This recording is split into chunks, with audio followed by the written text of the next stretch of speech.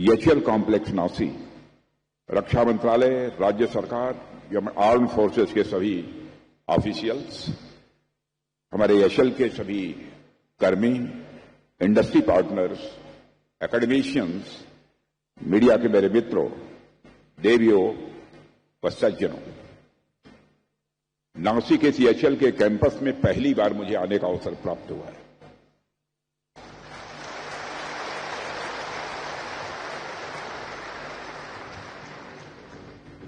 और मैंने यहां जाकर देखा, यहां जितने भी लोग लगे हुए हैं काम में, जिस परिश्रम के साथ वह काम कर रहे हैं, और यह सब तो बातें अपनी अलग है, उनके चेहरे के ऊपर जो मैंने उमंग और उत्साह देखा है, मैं उसकी अपनी तरफ से भूरी भूरी प्रशंसा करता हूं। आज कुछ बोलने के पहले मैं हमारे पायलट्स, जिन्होंने एलसीए मार्क 1A, एचटीटी 40 और 230 MKI की जब वो फ्लाइंग कर रहे थे तो मैं बहुत ही गौर से बैठे हुए उन्हें देख रहा था। इस शानदार फ्लाइंग के लिए मैं ग्रुप कैप्टन के वेणुगोपाल, ग्रुप कैप्टन प्रत्युष अवस्थी, खड़े हो जाइए, group captain Pratyush Awasthi, Su-30 और Su-30 MKI के यन के रथ, विंग कमांडर यन के रथ, गुड, कांग्रेचुलेशन, और विंग कमांडर श्री संजय वर्मा, मैं आप सभी को अपनी शुभकामनाएं देता हूं। और आपने देखा कि कार्यक्रम प्रारंभ होने के पहले जब श्री प्रभु राम का भजन हो रहा था, श्रेया जोशी ने बहुत ही अच्छी तरह यह भजन प्रस्तुत किया है। मैं श्रेया को अपनी तरफ से आशीर्वाद देता हूं, और मुझे किसी ने बताया कि श्रेया जोशी का जन्मदिन भी है। यहां श्रेया नहीं है क्या? वहां पर कहां है? ओ, वहां बैठे। बेटा, तुम्हारे लिए हमारी बहुत बहुत शुभकामनाएं, आशीर्वाद।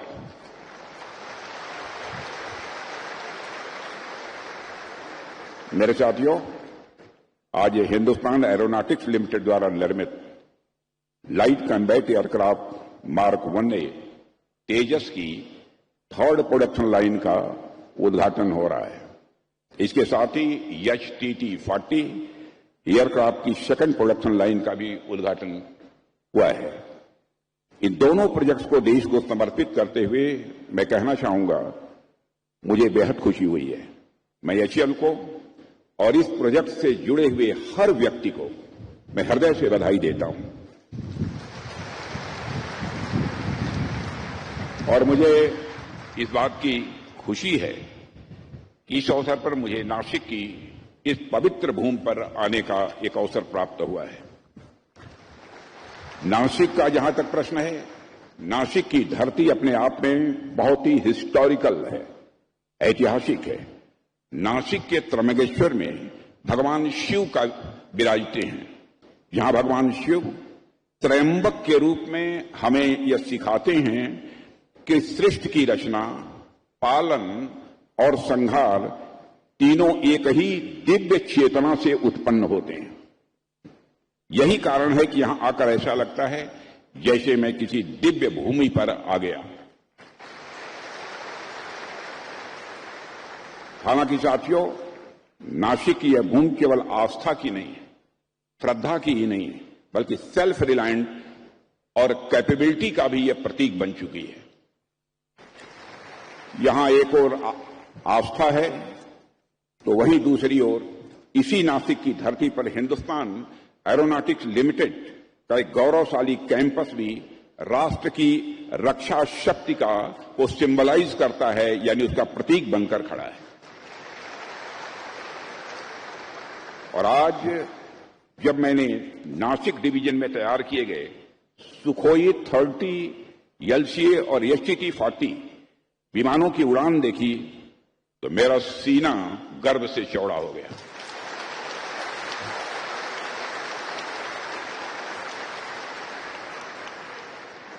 उनकी उड़ान रक्षा क्षेत्र में भारत की, मैं मानता हूं, मैं इस रूप में देख रहा था यह भारत की आत्मनिर्भरता की उड़ान है। यह भारत के सेल्फ रिलायंस की एक फ्लाइंग है। साथियों, नासिक में स्थित एचएएल का भी अपना एक बहुत ही गोल्डन हिस्ट्री है, स्वर्णिम इतिहास है। कभी यहां MiG-21 और MiG-27 जैसे दिग्गज फाइटर जेट्स का निर्माण और ओवरहाल होता था, और आज यह संस्थान मॉडर्न सुखोई 30 और जेट्स का प्रोडक्शन हाउस बन चुका है। पिछले 6 दशकों से भी अधिक समय से एचएएल नासिक ने भारत की डिफेंस मैन्युफैक्चरिंग कैपेबिलिटी को नई ऊंचाइयों तक पहुंचाने में एक स्ट्रांग पिलर की भूमिका निभाई है। जैसा कि मैंने अभी कहा, नासिक भगवान शिव की भूमि है, जो एक तरफ शिवत्व यानी शांति की प्रतीक है, तो दूसरी तरफ यह संहार की भी प्रतीक है। ठीक उसी तरह से नासिक एक तरफ डिफेंस मैन्युफैक्चरिंग यानी निर्माण की प्रतीक है, तो दूसरी तरफ जरूरत पड़ने पर दुश्मनों का संहार करने की क्षमता भी रखती है।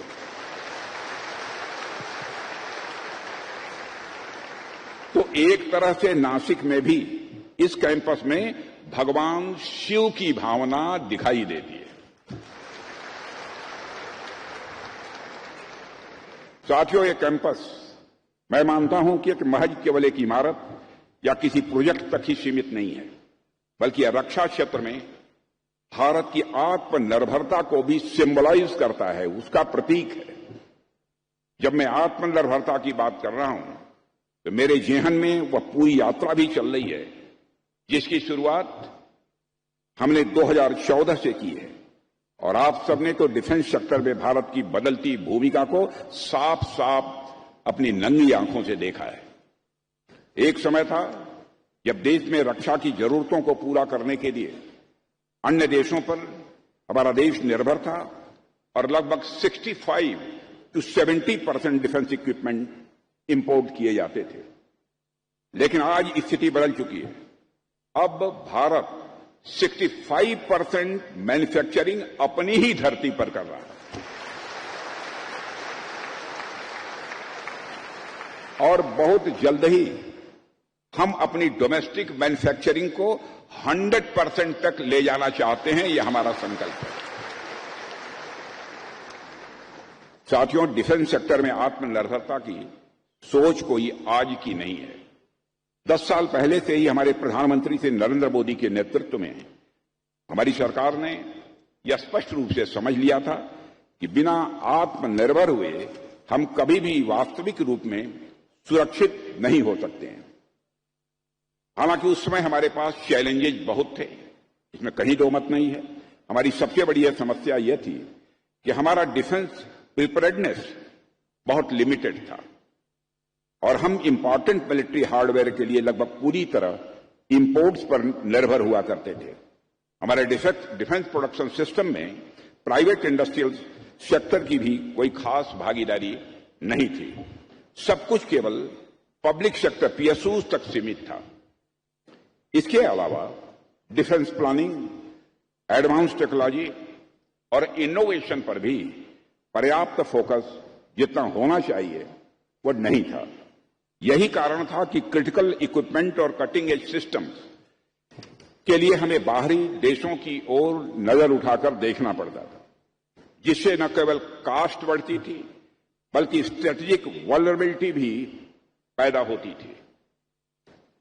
जाहिर सी बात है कि ऐसी स्थिति में लंबे समय तक सस्टेनेबल नहीं रह सकती थी, और इसी चुनौती ने हमें सोच और नए रिफॉर्म की दिशा में आगे बढ़ने के लिए प्रेरित किया था।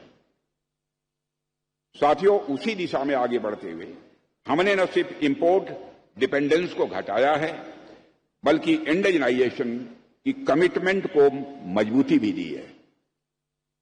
यदि मैं आंकड़ों की बात करूं तो 2014-15 में यहां हमारा डिफेंस प्रोडक्शन अप्रॉक्सीमेटली 46,429 करोड़ हुआ करता था। वहीं आज 2024-25 में बढ़कर अप्रॉक्सीमेटली 1,50,000 करोड़ तक पहुंच गया है। और यह सब भारत के अंदर जो करिश्मा हुआ है, उसमें मेजर कंट्रीब्यूशन यदि किसी का है तो आप जैसे लोगों का है। मेजर कंट्रीब्यूशन यदि किसी का है तो आप जैसे लोगों का है। यह केवल फैक्ट्स नहीं है, बल्कि मैं मानता हूं कि हमारे देश की यह आत्मनिर्भरता, सेल्फ रिलायंस की एक उड़ान है। इसी तरह हमारा डिफेंस एक्सपोर्ट, जो कभी अप्रॉक्सीमेटली 1,000 करोड़ से भी कम हुआ करता था, आज वह रिकॉर्ड 25,000 करोड़ को क्रॉस कर चुका है। और मैं एज ए डिफेंस मिनिस्टर आपको विश्वास दिलाता हूं, जिस तरीके से डिफेंस मिनिस्ट्री में हमारी टीम जिस जील के साथ और जिस मिशन के साथ काम कर रही है, 2029 आते आते हम इस फिगर को ले जाना चाहते हैं 3 लाख करोड़ रुपए तक का। और डिफेंस एक्सपोर्ट जो इस समय मैक्सिमम 25,000 करोड़ है, उसको हम ले जाना चाहते हैं 50,000 करोड़ तक। साथियों, पिछले 10 वर्षों में जिस रफ्तार से भारत ने डिफेंस और टेक्नोलॉजी के क्षेत्र में आत्मनिर्भरता हासिल की है, वह वाकई में अद्भुत है, अनइमेजिनेबल है। मैं ऑस्ट्रेलिया गया था, वहां के defence minister, deputy prime minister, वहां के प्राइम मिनिस्टर, सारे लोगों से हमारी बातचीत हुई। भारत के बारे में, भारत के डिफेंस के बारे में जो वह चर्चा उन्होंने की, मैं मित्रों यही कहना चाहता हूं, भारत का रक्षा मंत्री होने के नाते मेरा भी सीना चौड़ा हुआ है।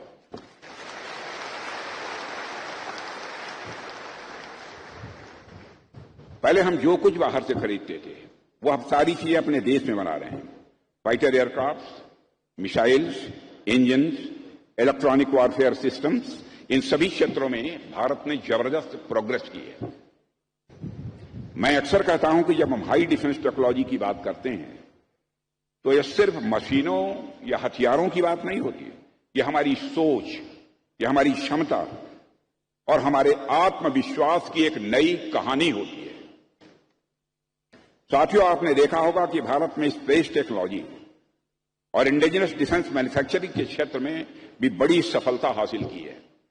यह सफलता आपने हासिल की है, आप जैसे लोगों ने हासिल की है। आज हम स्पेस में भी अपनी जगह मजबूत कर चुके हैं। आज हमारी एरोस्पेस इंडस्ट्री भी रैपिड ग्रोथ शो कर रही है। हमने मेक इन इंडिया के अंतर्गत लोकल मैन्युफैक्चरिंग को इनकरेज करने और एरोस्पेस इक्विपमेंट के प्रोडक्शन जैसे इनिशिएटिव्स भी उठाए हैं।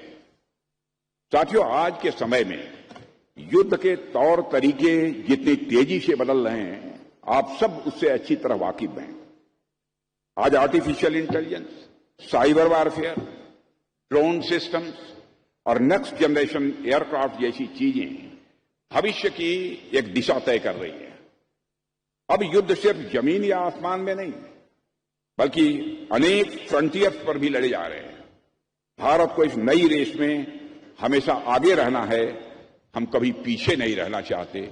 और मुझे लगता है भारत जितनी तेजी के साथ आगे बढ़ रहा है और इंटरनेशनल कम्युनिटी में भारत के बारे में जो एक परसेप्शनल चेंज आया है, लोगों की सोच में बदलाव आया है। आप जाइए दुनिया के दूसरे देशों में, बहनों भाइयों, भारत के बारे में जो उनकी धारणा बनी है, उसको उनके मुख के द्वारा सुनकर स्वाभाविक रूप से अपना भी सीना चौड़ा होता है।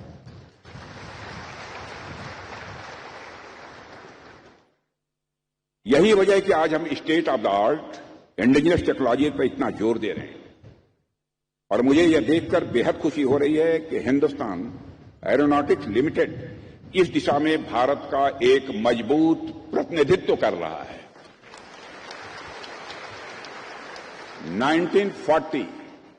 1940 के दशक में स्थापित हुआ यह संस्थान आज हमारे देश के रक्षा क्षेत्र का बैकबोन बन चुका है। अभी कुछ दिन पहले हमने MiG-21 की डीकमीशनिंग की थी।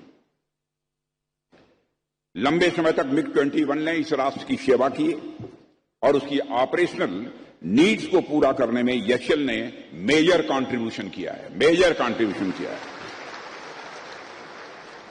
और MiG-21 को ऑपरेशनल सपोर्ट देने में आपका जो योगदान है, मैं हृदय से उसकी सराहना करता हूं। जब मैं एचएएल के परिश्रम, आप सब लोगों के मेहनत की यहां पर बात कर रहा हूं, तो मैं ऑपरेशन सिंदूर के दौरान एचएएल की जो बड़ी भूमिका रही है उस पर भी कुछ बातें आपसे मैं करना चाहूंगा।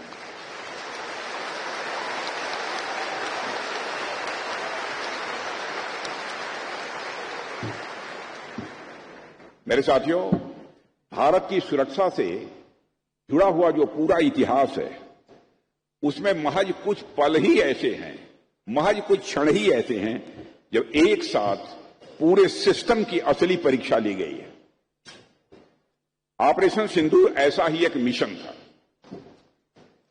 इस मिशन में हमारी सेनाओं ने न सिर्फ अपने शौर्य और पराक्रम का परिचय दिया, बल्कि इंडिजिनस प्लेटफॉर्म्स, स्वदेशी प्लेटफॉर्म्स पर अपने भरोसे को और भी साबित किया है। इस दौरान एचएएल की टीम ने, मैं जानता हूं क्योंकि मैं तो लगातार मॉनिटरिंग कर रहा था, इस दौरान एचएएल की टीम ने 24 घंटे लगातार विभिन्न ऑपरेशनल साइट्स पर सपोर्ट दिया है।